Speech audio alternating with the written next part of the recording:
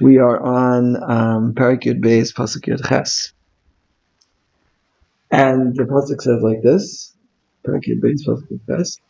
Yesh poteach kemid karois cherev v'loshen chachamim marpeh. So the end of this pasuk is very famous. Loshen chachamim marpeh. That the talk of chachamim cures. It's healing. Just to hear a chacham speak, we can get a lot from that, and it's almost curing. What does it mean? Yesh poteach kemid karois cherev. What does that mean? It says the gra. Literally, it means your tongue is like a sword, right? And he just brings a pasuk, the Gra, to back this up, that the tongue can be like a sword. Lashon Chamim Marpeh Shatira Rafua Lashon Hara. Kamo she'amra ma'ita kanta yasik b'Torah. Marpeh Lashon Eitz Chaim. So a person who speaks Lashon Hara all the time, what should they do? So the Gra is saying that one solution would be to learn Torah. So for one thing, hopefully when you're learning Torah, you're not speaking Lashon Hara. In fact, I think the Gra says that. This is what's called din v'cheshbon. When you get to Shemaim, there'll be a din v'cheshbon. So the din is what you did wrong, but the cheshbon is you could have been doing other things. You know, you could have been doing more productive things while you're speaking Lashon Hara. You could have done a lot of Torah study. So the cure for Lashon Hara is that's on a pragmatic level. When you're learning Torah, you're just not speaking Lashon Hara. But there's another level which is that we saw that at the beginning, right at the beginning of the Sefer. God says every time you do something, you have a tshuka. It instills in a person a desire to do more of that. It's like a very strong desire, and it doesn't get filled until you do it. So if you learn Torah, so you have a desire to learn more Torah. If you speak Lashon Hara, so you have desire to speak more Lashon Hara. So really, you kind of choose your own destiny. Here it's on Parak Aleph Pasuk Chaf Gimel, I believe.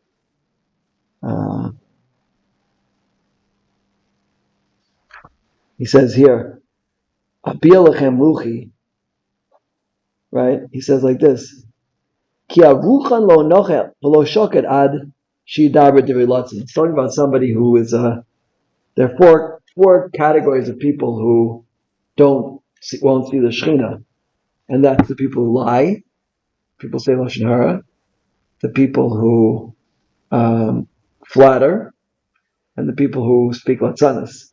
Latzanis is like making fun of important things. So, I think a person is always joking around, and not because he wants to make people happy, but because he tries to knock everything. So, the Gra is telling us here that he won't feel satisfied. Like he just has to do it. He feels like really a push to do it. He just has to do it because that becomes part of his nature. And that's a bi'alachem ruchi. It actually changes your ruach. The place, the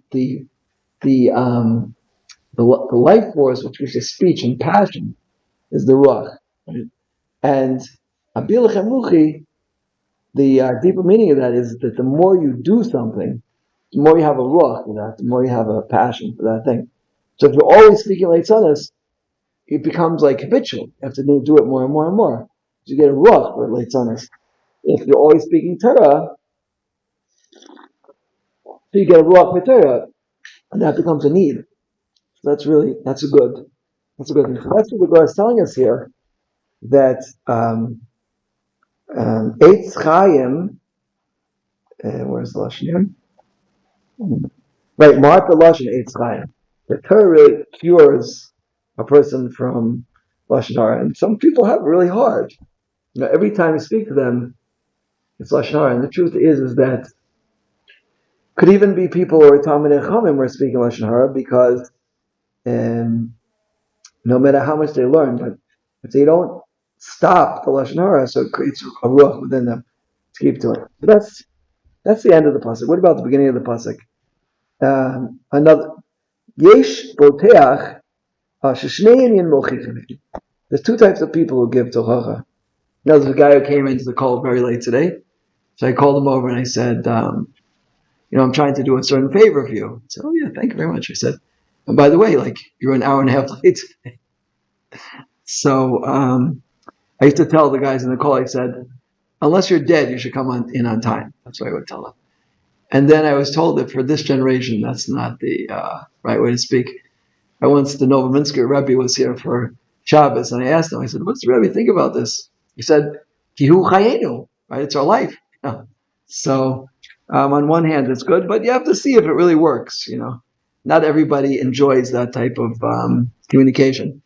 People like things a little bit softer, like, it'd be so nice if you were here on time, then things like that. We started serving breakfast every morning, You have, some nice, some good coffee and, a little bit of cake and some whole wheat bread, some good spreads. And that does it. People said, no, that's not going to make me come here. And like a lot more people came on time because of it. So you have to try. In this generation, someone told me once, how is Avram Avinu was so successful in Kira? What was the secret, You know what the secret was? Do you know? 7 figures. What? Yeah. Someone told me it was kugel. Yeah, every Thursday night he had a Lakshan kugel and he had potato kugel, but he did serve very good food. In fact, it says in the Medrash they serve like best food because when you eat like really good food, it kind of jolts you. I just told someone today. I was Shabbos a number of years ago by someone's house. He served 3 bottles of wine. Each one was $1,000. That was good wine. I have to tell you, 1,000. I even spilled a cup. $200. Okay, it'd be all right. When I asked him for a donation, he was like not so quick. I spent my money on my wine. So the point is though that by serving like really good food, it like kind of jolts a person because it makes them like it changes from their norm. Like one of the dark tshuva is just to do things differently, and that's why I serve my tshuva. We add certain tefillas and we do this and we say slichos, and we try to do things a little differently. The Rama says even a person who all year long is lenient, eat bread cooked by a non-Jew, which is according to the custom it's mutter, pas palter. But a serious tshuva, you shouldn't do it. You should change, And just changing, sometimes that's a good thing. So there's different ways to be successful in giving tochacha, right? And there's a famous story about Rav Yitzhak Zilberstein. You heard of Rav Zilberstein? He's the son-in-law of Rabbi Yeshiv. He writes very famous books and has about all these interesting shilas. What's it called? Aleinu Shabbat, I think it's called. Anyway, he's a very prolific author and a Rav. So someone moved into his neighborhood in Bnei Brak and had a television which really wasn't appropriate for that particular neighborhood. And so what do they do? So some places they would have come in with a hammer, smashed it, walked out. There's a certain corner in Yerushalayim where, like, every time I walk by, they're protesting against the internet, and this store which sells phones. Okay, so that's the way they do it. But he didn't. He went to the house, and he was very, very mechabed, the husband. And then Shabbos afternoon, the Rebbetzin came over, and she was very mechabed, the wife. And Moshe Shabbos, there was no television. So like, if the Rav would know, like, what's television? That was it. So that's the best way to give tochacha is to make a person feel like really good. Wow, like I'm so far above this, that I don't need it. That's really the best way. But the Gross says here there's two different types of mochichim. So one is the person who like really lets them have it. Like you're all going to burn in hell. You better change quickly, or you're all going to like be fried. That's one type, caution. But he doesn't tell them really how to actually change. He just tells them where they're going to burn and how hot it's going to be. And the second type is he teaches them like really what's the right way to go. And says, "Of course, that's much more effective. That's much more effective." And that's actually Pshat in this pasuk. Yesh botrim b'kimedel grascheir. So it's like they speak like powerful swords. Right. Shemochichim al chatoyim. Person gets a sword cut, it's not going to heal so quickly. Chachamim eino omrim rak mashe shnitzuk l'rapos k'pichdei shirape k'mo shematzinu ba'avos. Avos, that's talking about Avram Yitzchak Yaakov. The different Chachamim. Pirkei Avos. He means Pirkei Avos, not Avram Avinu. Yeah?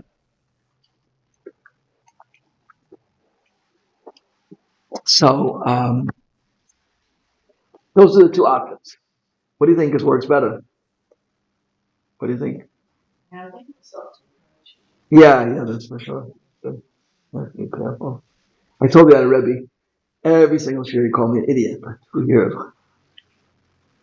And that was, and then he became a Rosh Yeshiva, and the yeshiva closed pretty quickly. But look, that's the way it used to be. You know, Rosh Yeshiva told me that when his father came to America from Europe, so he said, like, everybody here it must have such good midos. You know, when they're learning, they talk very nicely. He said when we were in Volozhin, you know, if someone said a bad svara, they would take the stender and like threaten to bang him on the head. It must be they have very good midos, he said. And then he saw them fighting about money. He said, no, they don't have good midos. They just like money more than Torah. So it depends. You know, everybody gets excited about something. Everyone gets passionate about something. So it's good to get passionate about Torah.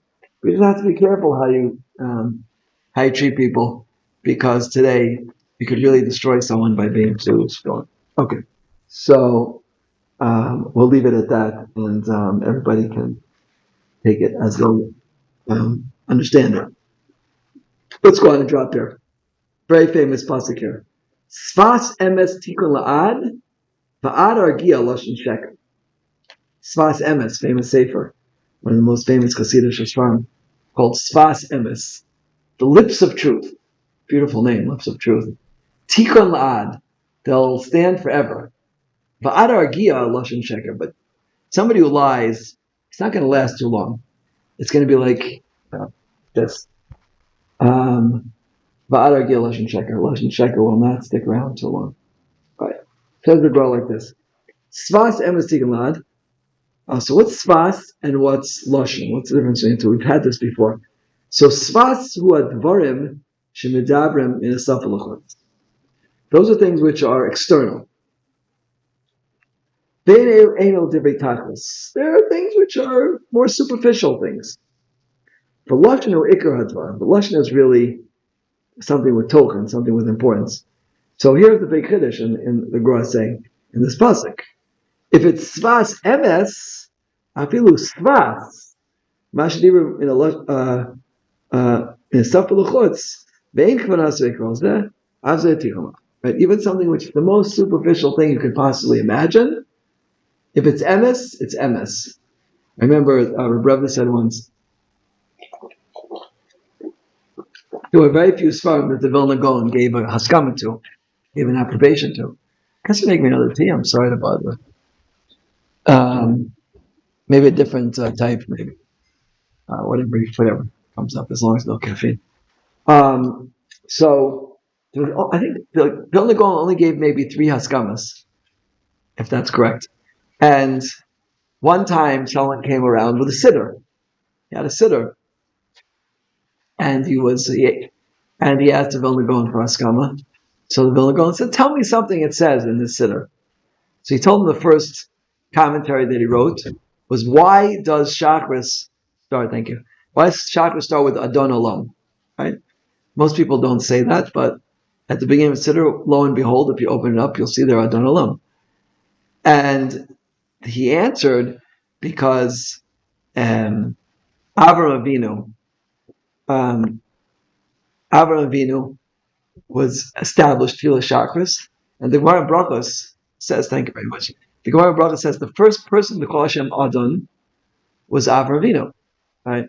So Avram Avinu started Shachris. So we start Shachris Kilu, giving a tribute to Avram Avinu because he called Hashem Adon. And the Gemara said, "This is amazing." He was like singing and dancing, and like people around him said, like, "It's a nice little word, but like." Such a big deal? He said, because it's MS. It's MS. It's an MS idea. Avraham Avinu, he was the one who called Hashem Adam. So we start tefillah with Adam. That's a very, very logical and very clear, idea that makes a lot of sense. That's emes. So the Gra was very excited and he gave a letter for it. A lot of very, very famous svarim that the Gra didn't give a letter to because he said, who knows if it's emes or not. There's only one person the Gra used to stand up for. Do you have no idea who that was? Or maybe his father, I don't know. But let's see, besides his parents. Well, who would you say who would stand? The Vilna Gaon, who was like the biggest in the whole world. Who's he going to stand up for? So any suggestions? The Queen of England? It's king now, right, Charles? He used to stand up for his hater Rebbe because he taught him the Aleph Beis. He said, that I know is true, right? Everything else, who knows? They have ideas. This Aleph Beis, number one, I know it's true. And number two, it's like I couldn't have learned anything without Aleph Beis. So I owe him a lot of Kakar Satov. So that's the thing. So that's Sfas Emes. If it's true, then it lasts forever. Something which is true will last forever. And I heard a very interesting idea from a Reisman in New York, in Brooklyn. I heard the name of Reisman. So, you'll see some Svarim, they're on the shelf, they're off the shelf, okay, the Vilna Gaon on Mishlei, it's safer, which we learned from. It's pretty hard safer. Most men don't learn it because it's too intense muster. So, but it's still on the shelves. You can still find it in stores, right? There's a lot of Svarim. There's this I have on my keychain here. This little key. It has like 25,000 books on it. But you won't find on most shelves all 25,000. You'll find the Talmud, you'll find the Chumash, you'll find the Mishnah, you'll find the Rashba, the Rambam, Shulchan Aruch. But most Svarim you won't find today. Why? So because it depends, the level of the person writing it, right? Depending on his level of Yerushalayim and how much he valued Torah. So that's the perpetuation, and that's Sfas Emes Tikkun La'ad, right? Something which is really true and has rings of truth, so it's going to last forever. As opposed to something which is just some nice ideas that someone put together. So that's not going to be last so long. That's the first side of it. So what about the second half of the pasuk, which is Vadar Gilash and Sheker? Says the Gra, Vadar Gilash and Sheker. Abali Sheker Afa Loshen Shalhem to Iker Bein Rak Adar Gia. He is Galish Ganim, right?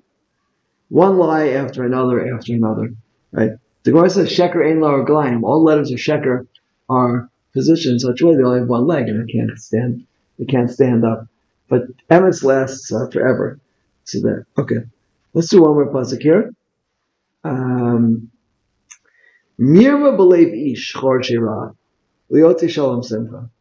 A person who has deception in his heart, he is sowing. Let's say it. Sowing raw. Lioti shalom simcha. So it says to go like this. Ki amadabra mirma nikra chor shira. Chorish in the malacha in the Mishkan was the malacha of plowing. And they would plow twice, actually. It says in Eretz Yisrael they plowed twice. Once to make the furrow, and once to cover up the furrow, because the ground was very hard. So a person who speaks sheker, falsehood, so he's plowing evil. He's like laying the ground for evil. And kol chorish karka, like a person who plows the land. If spirit wants to grow some fruit there, right? Kainu nosen eitza b'chtei shiatzu mimenu ra. He's a ra. If he's really interested in things going wrong, so he might sound like he's really concerned about. Well, it's interesting. Yogi. Oh, that's Japanese. Or yogi. He sounds like somebody will say, I'm really out for your best interests, but really he just wants your money or he just wants your time or something else, some favor, Sometimes I'm talking to someone and say, what do you really want from me? You want something? Unfortunately, that's the way people think today. Like everything is about what can I get from somebody else. Like everyone's planning, do this, say that, to get. Let me think about how to say this. I could say it. There was one individual that we invited over to our home, and like this person really was just interested in getting a shidduch. So my wife said, "But I'm not involved with shidduchim now. I'm not feeling well," so they didn't come. And one time, my wife tried to make an appointment with somebody, and they said, I'm available at 3:30 p.m. Right? My wife said, but that's not good for me. But they said it's good for me. It works for me. Like that's like the center of everything. But the point is like this. The point is that the goal is not to be chorish ra. In fact, the goal is to be chorish tov. Be chorish tov. And the very interesting Vilna Gaon actually on the Gemara in Shabbos says that in Eretz Yisrael they used to plow twice because the ground was very hard. He said that talking about Torah study. He said there's the original, like breaking the ground, and then there's the second layer of plowing. If you really want to understand something well, you have to dig really deep. And the Gemara says here, "Umachmas shehem chafetzim shel yivad harosh shel livam heim tamid b'daiga." They're always worried. I'm going to say this. I'm going to do that. This, that. What's going to happen? Am I going to reveal my true plans? So they're always worried. These people who have bad intentions are always worried. Maybe they're going to get caught. They're going to get caught. But osa hamirma tamid belibam. Pain is gala davar. Right? They're always worried I'm going to get caught, and my ideas are not going to bear fruition. Right? That's uliyotze shalom simcha. But a person who's always advising to have peace, so that's tremendous simcha. That's tremendous simcha. Because, when there's peace, that's amazing. Right? Aval osan anoisten eitzav, the shalom, bli shum merma, without any deception, they're always happy. Ki libam nochan uvatuach, vein v'zirin, the galsing. They don't have nothing to worry about. Someone called me today about shidduchim. So I said, listen, I just have to warn you first because they tell the truth. So people get nervous, if you say something, because they always exaggerate it 10 times. My daughter was in Shidduchim and Rosh Shiva said, this boy is average. I'm like, oh my gosh, average. That means like, he must be like, like an IQ of almost 0, because no one says someone's average. Like every bucker is the best bucker, So if he's average, that must be like, he must like be like a vegetable or something like that. But, if you just tell the truth, then on one hand, that's really good because you won't get caught lying. On the other hand, since people are used to hearing sheker, so it's hard. There's a famous story with the Kutzker Rebbe that the milkman in Kutsk used to put water in the milk. It was like watered down 25%. And he went to the Kutzker Rebbe and he admitted what he did.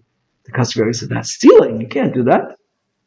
So then he started selling milk regular and nobody bought it. It was too strong. So the Kutzker said, people can't stomach the real thing. They can't stomach the truth. So, it's not easy. Most Rabbanim will not tell you the truth because they're worried you can't take it, unless you're like really obnoxious like myself. But we want to hear the truth as much as we can, as much as we're able to. Because if it's not the truth, then what do you need it for? What do you need it for? Okay. And you should try as much as possible to search for the truth. Reb always says from Chatzkel Levenstein, he said one time he was speaking, and the title is right? The truth is hidden. So he said, it's based on the Gemara. The Gemara says at the end of Sanhedrin, and the end of Sotach also, it says the emes will be nederes. It'll be hidden. And Reb Chatzkel stopped and said, it won't be God. It'll just be hidden. You have to search really, really hard to find the truth today. Because, you'll go on the internet and you'll see so much information there. And everybody's trying to sell you this or that, or this is real Judaism, or that's real Judaism, or this or that. And most of it is just a load of rubbish, It's just not based on anything. I was talking to someone yesterday at the Kosel. He was talking about a certain, saying something from a certain Sefer. I said, like, who says that's true? I think I have clear proofs from Chazal opposite to that, So the good thing about learning the Torah Sagra is that every single thing he says is either Gemara, it's a Mishnah, it's a Pasuk, it's a Medrash, it's something that his Torah is really well rooted, as opposed to somebody who just like says some nice ideas, who says Torah. Okay, great. Okay. I was going to ask you if I could borrow my copy of the Sefer. Okay, great. Thank you. Thank you. You could take maybe another one, if you wish. Okay. So let's do. I was going to stop here, but since you came in with Hodach, we'll do one more pasuk, which is actually quite related to what we're saying here. Which is we're going to skip pasuk Kaval. We'll come back to the next week and do pasuk Kav Beis. Thank you so much. What time is it? What time is it? It's 10 to 9. When did the clock stop? 8:15? Yeah. Okay. That's right. We'll save the best for last. Tvev Hashem, Sifrei Sheker. So, somebody who speaks Sheker, I know one of my first books I wrote was about integrity. And there was a publisher, a big publisher, they were going to publish it, but they wanted to change the title to The Laws of Lying and Stealing. I said, I don't, that like defeats the whole purpose of the book, Try to get people more truthful, not how you could lying and cheating and stealing and how you're allowed to do this and that. But the Shalom Melech tells us that it's a tueva. Sifsei Sheker, we just spoke about Sfas Emes, and we're in Mishlei, Perek Yud Beis, Pasuk Chav Beis. It's in page Kufnan Test in this edition. So it's a tueva with Hashem. So a tueva is like loathsome, like the worst thing possible. Sifsei Sheker. So says the Gemara like this. Right? What's this all about? These lips of Sheker. What is this all about? Ha'inyan she'shnei minishkarim. The Sheker and Kaza. Anyone know the difference between Sheker and Kaza? This is a very famous idea from the Gemara. Sheker is sham varim shemetchilim Sheker. From the outset, it's false. But Kazav, originally, he said, it's true. I had an interesting experience this week. I made these $100,000 bills. $1,000. Maybe we'll give them out next week here. 100,000. Oh, actually, whoever wants one, can write to me at dytravis613@gmail.com.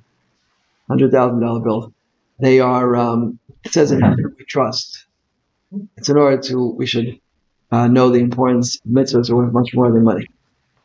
So anyway, I wrote to someone. I said, "Would you want me to send you $100,000?" And the guy thought I was really going to send him $100,000. He said, "Please don't send it to the mail. Wire it to me. Here's my wire information." And I felt so bad because, like most people understand, when he's going to send $100,000, like not meant to be taken literally, because most Rosh Kolim, if they have $100,000, they're playing their Avreichim. They're not sending it to anybody who sends an email. That would be very generous. The Chabad Rebbe used to give out dollar bills. Like, you have one, but I'm sure you don't have $100,000 bill. Yeah. If you come next week, you'll get one. So it's good. So anyway, so that's the thing. But okay, so that's an unusual case, because most people understand something that people know from the outset is false is not called sheker. In fact, that's what Rav Yaakov Kamenetsky brings. The pasuk says, "Ulayim she'eni avi v'hisi ve'enav k'mitateah." 2 weeks ago, and Paraj told us. So 3 weeks ago, maybe. No, 2 weeks ago. So Yaakov Avinu says, "Ulai, maybe my thought." Oh no, I'm sorry. It's Ulai or pen? It's pen, right? Pen, I think. Pen. I think it's pen actually. No, maybe it's Ulai. I don't remember. I gotta check. Let me check. I don't want to get it wrong, because this is like a very important idea. And let's see. Talda. Oh yeah, B'chomis, that's even better. It's a non-digital version. Okay, so let's see what things that we should know about. Okay. And let's see.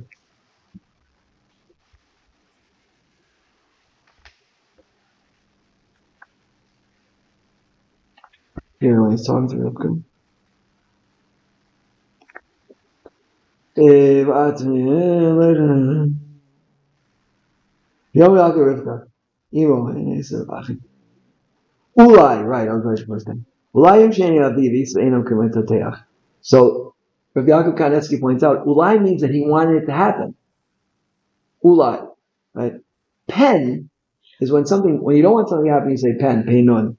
Ulai, Aleph of Lamed, Yud, implies this. And he says, Yaakov Avinu wanted to be caught by Yitzchak, because then it wouldn't be lying. And Yaakov Avinu had never lied in his life, like Rav Yaakov Kanetsky says about himself, never lied. So he wanted to be caught, and that way he wouldn't be lying. So the point is, what's the point here? So the pasuk is telling us that sifsei sheker, a person who speaks lips of sheker, sheker is mitzchila, right? Kazav is when you say something which is initially true, but later it comes out to be false. And a lot of people say they have what's it called? In elections, people will promise this and they'll promise that, and they don't necessarily come through. That's kazav. But if a person from the beginning was not planning at all to do what he said, so that's sheker. So the Gross says here, so sheker is she'ein pi b'libo shavin, right?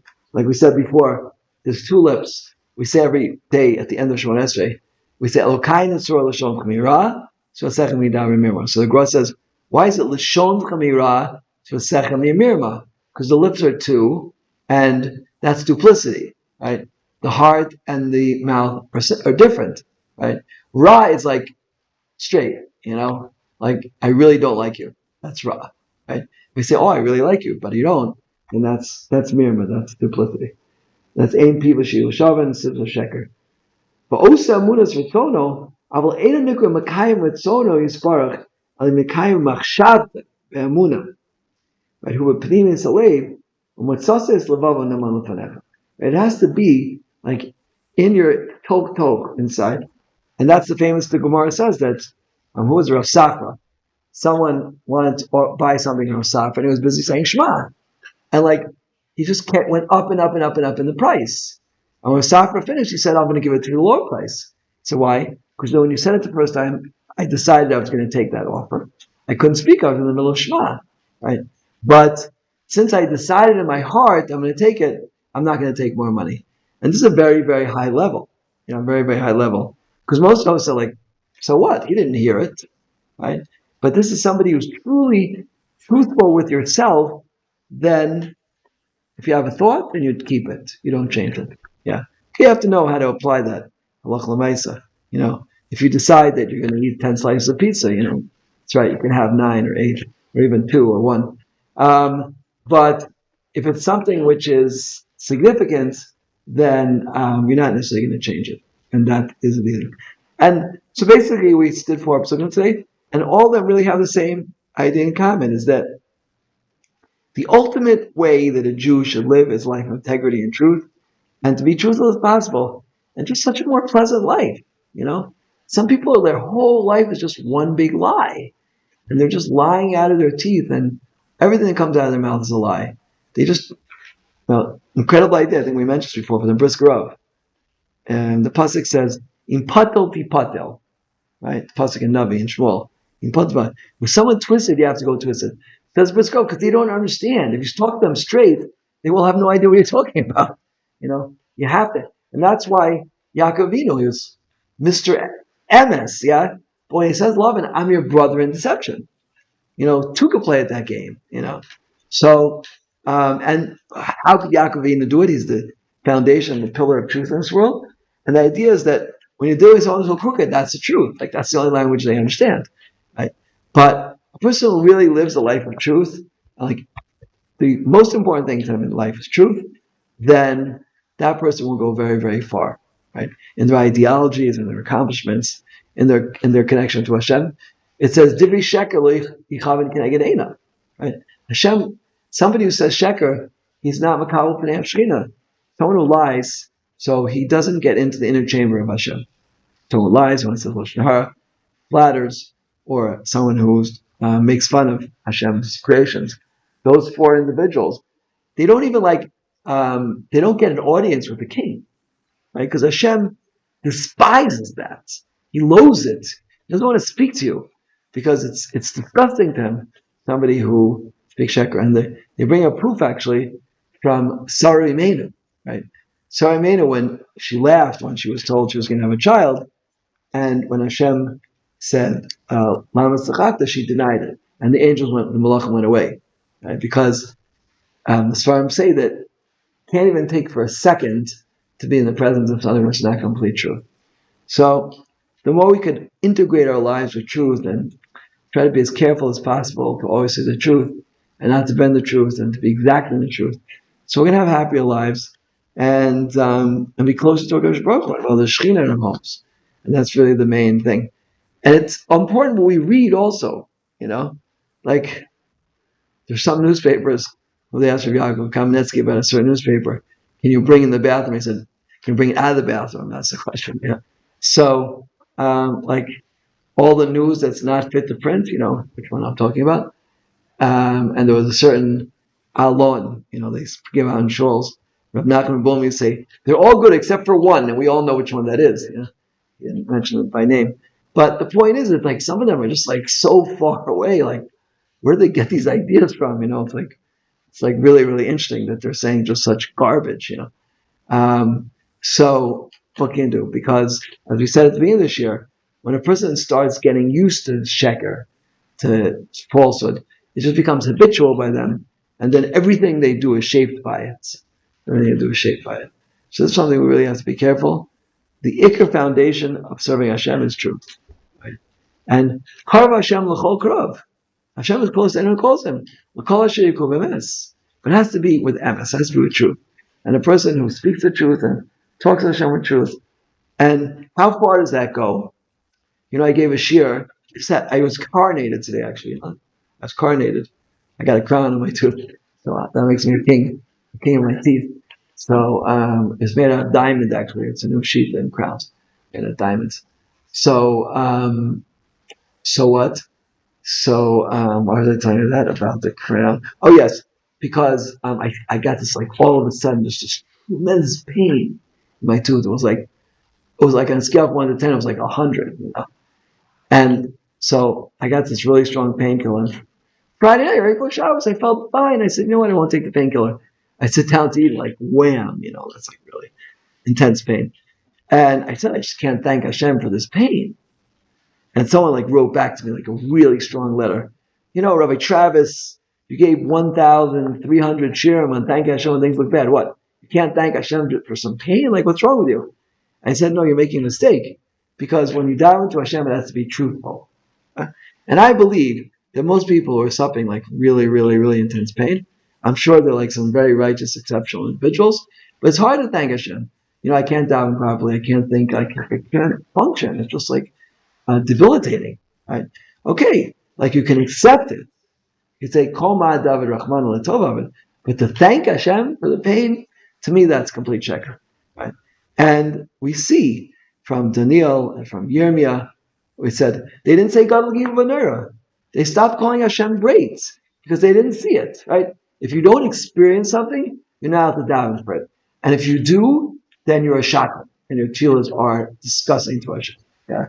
So we have to be very, very careful. How far does it go? Shlomo Zalman Auerbach told me that if you're davening for someone sick, you should have a close personal relationship with them. Because otherwise, it's not, if you don't feel very close and connected to this person, it's like sheker. Because you're not really asking. You're just throwing off names. And the Bali Musar and the Bali Halacha were very, very careful for emes. I did a certain video about Rosh Sternbach, and his son wrote back and said, was it this? Was it this? He was very, very small details. He was trying to get, accurate, because things should be as accurate as possible. I think it's the Saba Mikalm, or one of the Sabas. But he was passing by a bar once, and they were singing, and he went in and he said, "You're not singing the right tune. Probably had too many drinks. Don, don, don, And he said, no, it goes like this. So that's how careful you have to be, right? And a person who lives his life, and the foundation of life is truth, this person will be connected to Hashem, and will be close to Hashem, and everything he does will be successful. I remember one time I was in yeshiva, and there was a big fight going on with my yeshiva, one of the Talmidim, and one of the Talmidim says, "Well, this rabbi says like me, and the yeshiva banged on the table. He said, the foundation of this yeshiva is truth. We strive to get to the ultimate truth, not to repeat and say what other people say.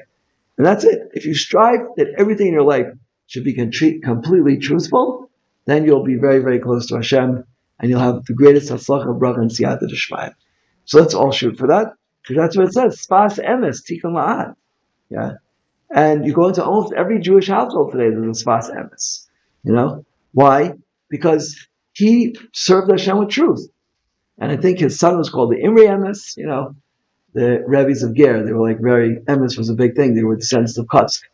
So that's the more we can infuse our avodas Hashem with truth, the more success we can have. Hashem should give us great siyata d'shmaya, this endeavor, because it's not easy. We're very tempted today to be drawn after Sheker. And it's so blurred today. This is what Rav Eli Lapian said, right? Rabbi Yochanan said, "Put me in any generation, but not the generation before Mashiach." And Rav Eli Lapian said, "I don't understand. Rabbi Yochanan had 10 children die. He used to carry in his pocket a bone. He said, 'This is the bone of my 10th son.' He had a little bone in his pocket, and he said, 'This is the bone of my 10th son.' So Rav Eli Lapian, what could be worse in the times of Mashiach than 10 children dying? It's the confusion. We won't know what's the truth and falsehood anymore. Everything is portraying itself as the truth, and this is what we should do, and this is the truth, and we won't really know what it is. We're coming to that point. So in this generation, we really have to be very careful and discerning to know what is the truth and how to come to the truth. And as Rav, who was it who started the Daf Yomi, or Shapiro? What was his first name? Shapiro? He's alive? No. From Chochmei Lublin, Rav Shapiro. Oh, yes, Rav Shapiro. Where's me? So he said, in my yeshiva we have 400 students. He said, one will be a gadol, and 399 will know what a gadol is. Yeah? And that's very important. A person gets up, and he's a very charismatic speaker, he knows how to whoa his audience and this, and he has hundreds of people, at his Tuesday night shir, and it could just be a lot of rubbish, he's saying the biggest lies, and nothing to do with Torah. That sounds really good, and to discern what's real, who's the real gadol, what's real gadol. So that was the godless of Rameir Shapiro's yeshiva. Was not necessarily the one gadol will come out, but that 399 will know what a gadol is, because that's really what real Torah is. Ramosha Feinstein was once attacked for something he wrote, which was very, very controversial. It was actually about some halachas about IDF, and he was attacked, and they threatened to kill him. Right? They threatened to kill him, and Ramosha wrote. He said, "The ideas that you're espousing are false, and everything I say is true Torah." He said, "I never looked at my life at anything except for Torah. Right? Everything I say is true Torah. I'm not affected by outside sources, and you are. And even though you're guising yourself in the cloak of kedusha, but it's not. It's falsehood. So that's what we really have to be careful in this generation, to understand what's truth and what's not truth, and to be very, very careful and discerning before we accept something, as truth. So Hashem should give us great siyata d'shmaya, and we should be zocher. One thing we know, the Vilna Gaon, everything he said was complete truth. Right? He never says anything unless it's sourced in a medrash, and he has it. There's a sefer I'm learning. He wrote a commentary on the Sifrei Tznusa, and every single thing he writes is sourced in a medrash or a zohar or something. Every single thing is a clear source back to Har Sinai, and that's really where truth is. All of our truth descends from Har Sinai. And we shall be connected to it. Amen. Okay. Yay. That's all.